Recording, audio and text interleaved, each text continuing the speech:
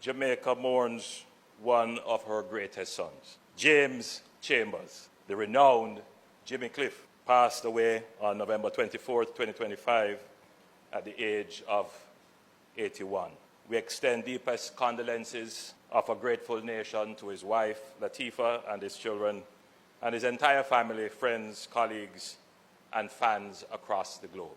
We rise in Parliament to honor a boy from deep rural St. James who became an international superstar, a cultural ambassador, and the conscience for the world. Jimmy Cliff was born James Chambers in Somerton District, St. James, the second youngest of 9 children. As a little boy in primary school, he would stand near a neighbor's sound system, absorbing Mento and the early popular music of the day.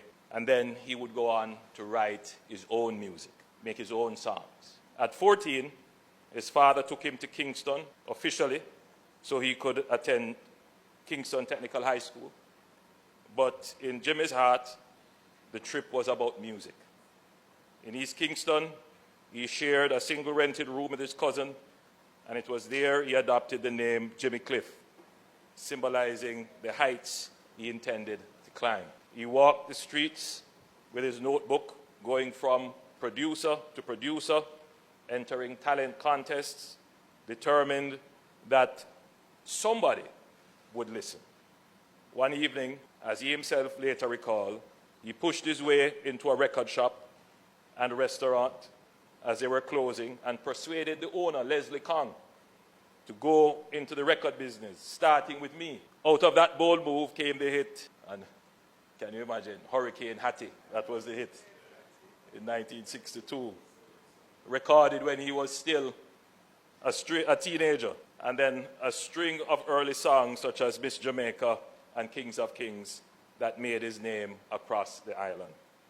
In 1964, this same youth from Somerton was chosen to represent Jamaica at the World's Fair in New York, and I leave this part to Minister Grange to give a little bit more of the context and history, because you were around then, and you would be able to give the details as to how Mr. Siaga was very influential in Jimmy Cliff going on to participate in the World's Fair in New York. And then he appeared on the television special, This Is Ska, alongside Prince Buster, Toots and the Maytals, and Byron Lee and the Dragonaires.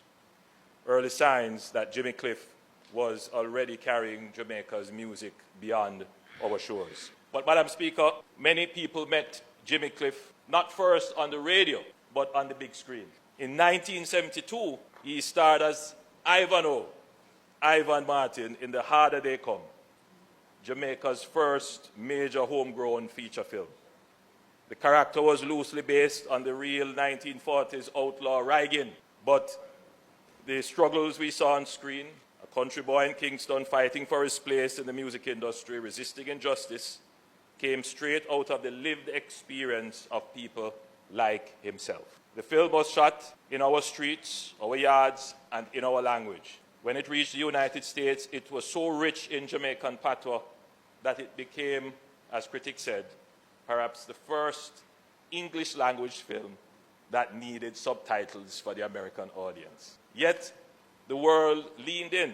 The movie and its soundtrack were widely credited with bringing reggae to the world and remain among the most important cultural exports ever to leave Jamaica. In 1920, the soundtrack was added to the U.S. Library of Congress National Recording Registry as a work of enduring cultural significance. Through that film, Jimmy Cliff became not just a singer who toured abroad, but Jamaica's first reggae movie star, the face and voice of a new, confident Caribbean story. Behind the hits are stories that speak to Jimmy Cliff's depth as an artist. In 1969, he wrote Many Rivers to Cross while in the United Kingdom.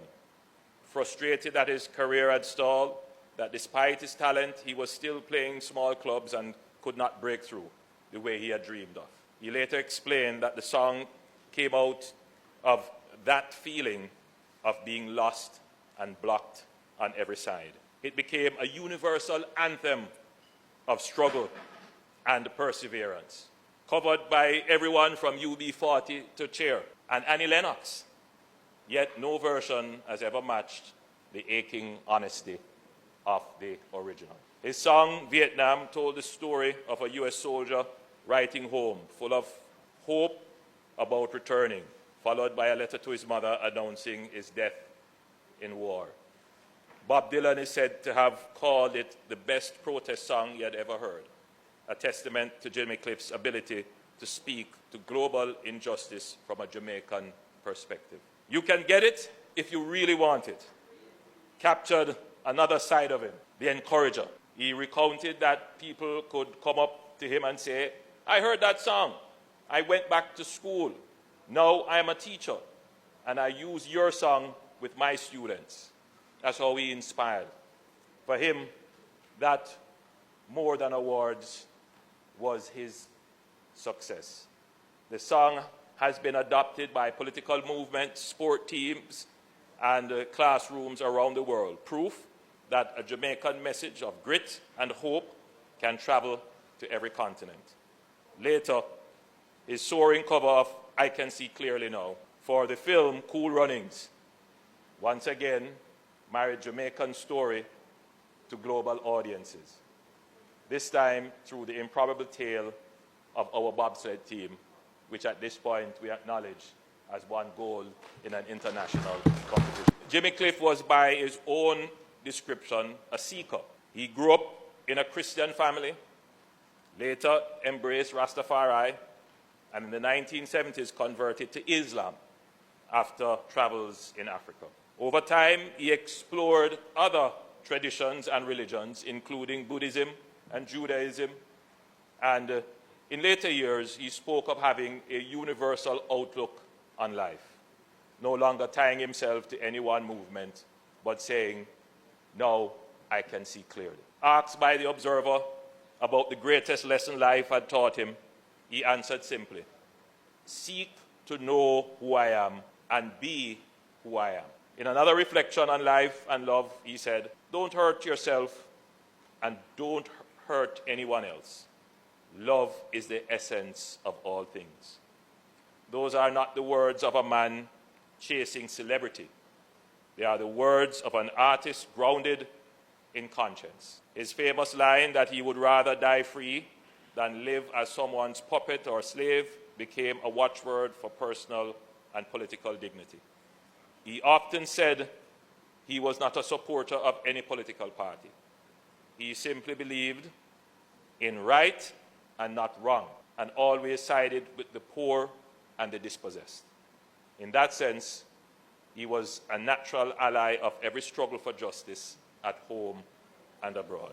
Jimmy Cliff's journey from Somerton to the world stage is written in the honors he received and the doors he opened.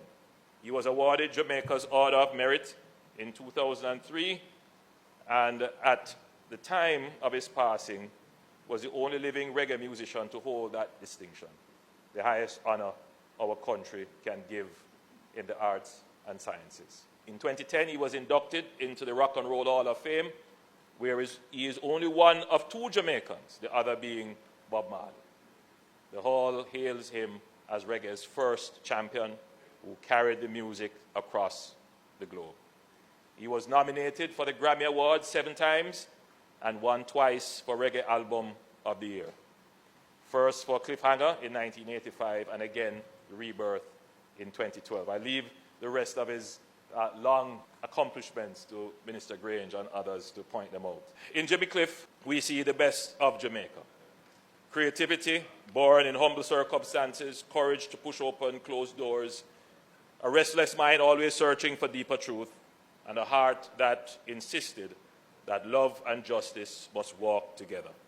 On behalf of the government and people of Jamaica, I extend profound condolences to his wife, Latifah, to his children and grandchildren, to his relatives in Somerton and across St. James, and to the countless colleagues and fans here and abroad who feel this loss so personally. We also pay tribute to the many Jamaicans and friends of Jamaica who inspired his music, chose a different path, who went back to school, stood up for their rights, crossed their own many rivers because a song from a small island told them they could do it. Jimmy Cliff has taken his final bow, but his voice will continue to echo in dance halls and churches and quiet moments of reflection. His life reminds us that Jamaica's creativity is indeed world-class, and that our stories, told in our language, our rhythm, are powerful enough to move the world. May his soul rest in peace, and may perpetual light shine upon him, and may we, the living, honor his legacy by building a wonderful world of beautiful people that his song so often imagined. Thank you, Mr. Speaker. Madam Speaker.